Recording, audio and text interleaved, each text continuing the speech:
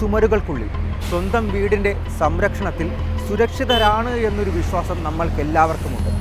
പക്ഷേ അവിടെ നമുക്കുറപ്പുള്ള ആ സുരക്ഷയെ ഭേദിച്ച ഒരു മൂന്നാമൻ നമ്മുടെയൊക്കെ ഉറ്റവരുടെ നെഞ്ചത്തേക്ക് ഒരു കത്തിയും കൂർപ്പിച്ച് നിന്നാലോ? കയ്യൂക്കിനുമപ്പുറം വെറും മനസാന്നിധ്യം മാത്രമാണ് ആ ഒരു നിമിഷത്തിൽ നമ്മുടെയൊക്കെ പിടിവള്ളി.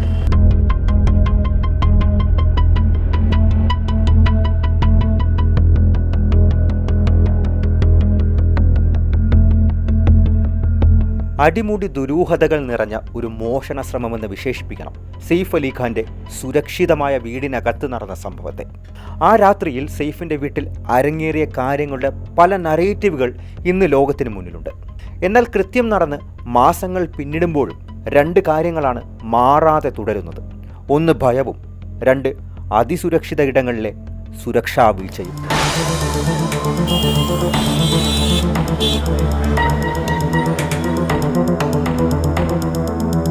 ഏതിരുട്ടിനെയും ഭേദിക്കാൻ കഴിവുള്ള ഒരു നഗരമാണ് മുംബൈ. അർദ്ധരാത്രിയിലും വെളിച്ചം വിതറി പകലാക്കാൻ സാധിക്കുന്ന, സുരക്ഷിതമെന്ന് വിശ്വസിപ്പിക്കാൻ കഴിവുള്ള നഗരം.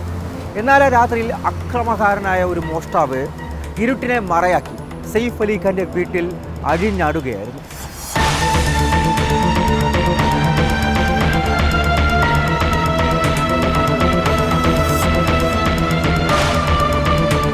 ജനുവരി 16 സമയം രാത്രി 2 അടുത്തിരുന്നു. ബാന്ദ്രയിലെ സദ്ഗുരു ശരൺ കെട്ടിടത്തിലെ 12ാം നിലയിലുണ്ടായിരുന്ന മുറിയിൽ ചില അനക്കങ്ങൾ കേട്ടാണ് വീട്ടുജോലിക്കാരി ഏലിയാമ്മ ഞെട്ടിയുണരുന്നത്.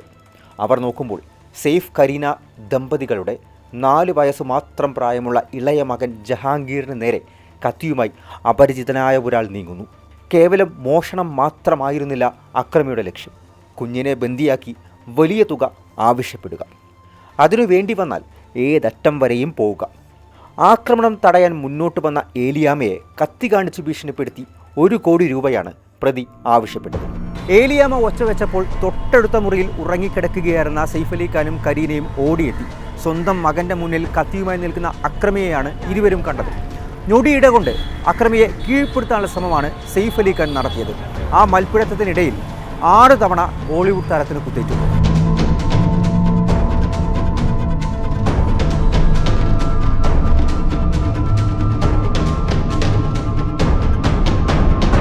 കൈത്തണ്ടയിലും കഴുത്തിലും പുറത്തും നട്ടെല്ലുമാണ് സെയ്ഫിന് പരിക്കേറ്റത്.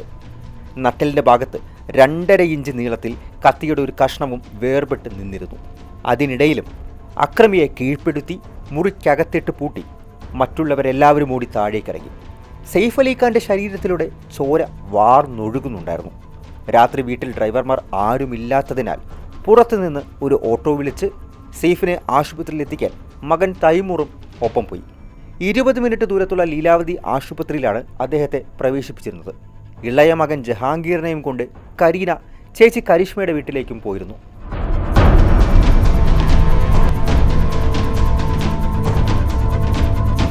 വിവരം അറിയിച്ചതിന് പിന്നാലെ പ്രതിയെ പിടികൂടാൻ സെയ്ഫ് അലി ഖാന്റെ വീട്ടിലേക്ക് പോലീസ് എത്തിയെങ്കിലും പൂട്ടിയിട്ട മുറിയിൽ ആരും ഉണ്ടായിരുന്നില്ല.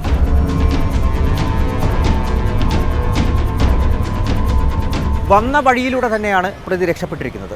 അതായത് റൂമിൻ്റെ ബാത്റൂമിലെ ജനാല തുറന്ന് അതിലൂടെ അത്യാവശ്യ ഘട്ടത്തിൽ ഉപയോഗിക്കുന്ന ഗോവണിയിലേക്ക് ചാടി അതിലൂടെ താഴേക്ക് ഓടി. CCTVയിൽ പതിഞ്ഞ ദൃശ്യങ്ങൾ കേന്ദ്രീകരിച്ചാണ് പോലീസ് പ്രതിയെ തിരഞ്ഞിറങ്ങിയത്.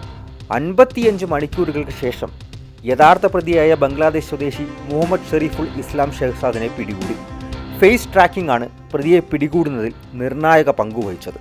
പലതവണ വസ്ത്രങ്ങൾ മാറിയെങ്കിലും CCTVയിൽ പതിഞ്ഞ ദൃശ്യങ്ങൾ വെച്ച് പ്രതിയുടെ മുഖം ട്രാക്ക് ചെയ്ത് പോലീസ് പിന്നാലെയുണ്ടായിരുന്നു. ഷെഹ്സാദ് ഇടയിൽ വെച്ച് ഭക്ഷണം കഴിച്ചതിനു ശേഷം ഗൂഗിൾ പേ വഴി പണം നൽകിയത് മൊബൈലിനെ ട്രാക്ക് ചെയ്യാനും സഹായിച്ചു.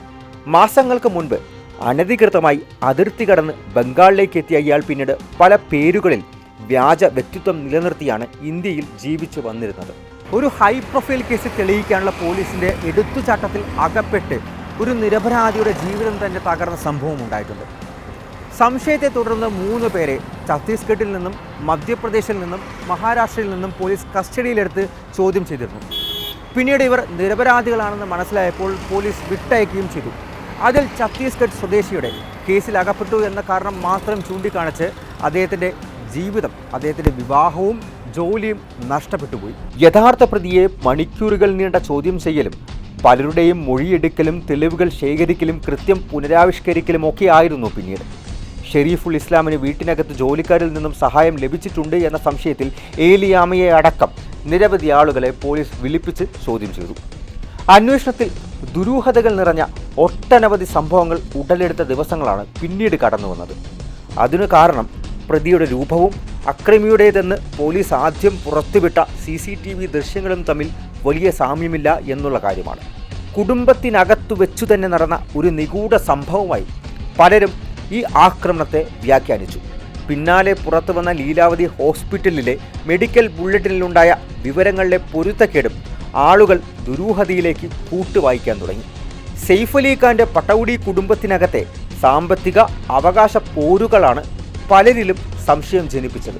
പിന്നാലെ അതാ ഗുരുതര പരുക്കുകളേറ്റ സെയ്ഫ് കേവലം 5 ദിവസത്തിന് ശേഷം ആരാധകരെ കൈവീശി കാണിച്ച് ഡിസ്ചാർജായി ഇറങ്ങി വന്നത് രാഷ്ട്രീയ വിവാദങ്ങളിലേക്ക് വരെ കാര്യങ്ങളെ കൊണ്ടെത്തിച്ചു. ഒരു ഭാഗത്ത് സെയ്ഫിനെ അനുകൂലിക്കുന്നവരും മറുഭാഗത്ത് ആക്രമണത്തിൽ ദുരൂഹത സംശയിക്കുന്നവരും എന്നായി കാര്യങ്ങളുടെ അവസ്ഥ. അപ്പോഴാണ് ഫോറൻസിക് തെളിവുകളുടെ വരവ്.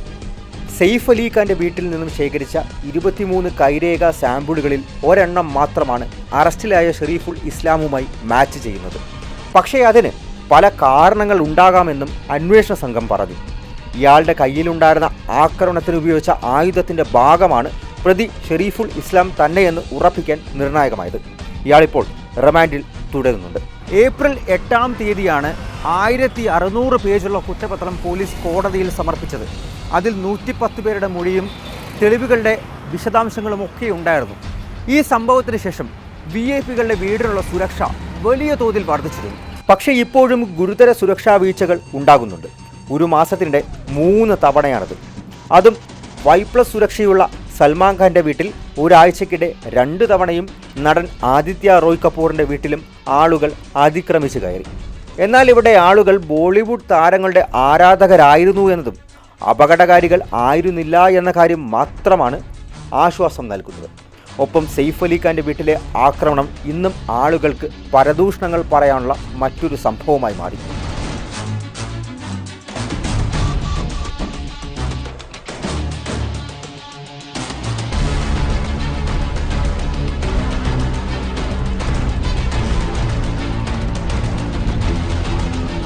അർജുൻ പീതാംബരൻ, മാതൃഭൂമി ന്യൂസ്, ഡൽഹി.